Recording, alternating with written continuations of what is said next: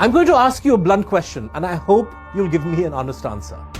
What would the reaction of the BJP, the Delhi police, and our TV channels have been if a 71-year-old Muslim fanatic, angry over the Babri Masjid verdict, had thrown his shoe at Justice D.Y. Chandrachud in court when he was Chief Justice of India? I ask because a Hindu fanatic just threw a shoe at Chief Justice B.R. Gavai, claiming he was upset by remarks India's top judge made on Vishnu and against the use of bulldozers by state governments like Yogi Adityanath's. Would Narendra Modi take 8 hours to condemn the attack?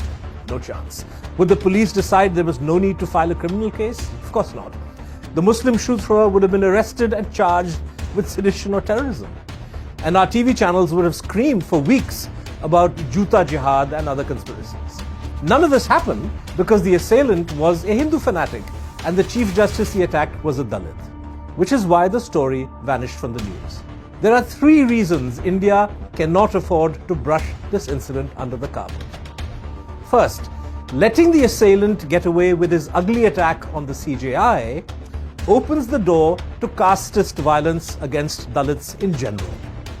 Hindutva trolls quickly amplified the assault with language and memes meant to humiliate Dalits. When one of them was summoned to a police station, he was accompanied by a BJP spokesperson. This and the Sangh's muted response shows the attacker and his supporters are not fringe, but part of the Parivar that controls the Indian state. Second, the attack on Justice Gavai shows the Hindutva establishment's intent to intimidate, silence, and capture the judiciary.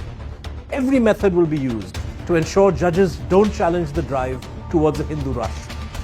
Third, vigilantism is now an integral arm of Hindutva's enforcement system. What party leaders, mobs, or pliant officials can't or won't do is outsourced to vigilantes. Now, I'm not saying Modi or Amit Shah personally directs a shoe thrower here or a lynch mob there, but their silence and the state's failure to act completes the chain of command. The CJI may wish to move on, but as Prime Minister, Modi really has no right to ignore an assault on the judiciary and Indian democracy.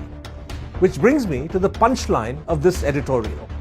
The assault on Justice Gavai will be remembered not for the act of one fanatic, but for the Prime Minister's telling refusal to confront the hate and madness it springs from.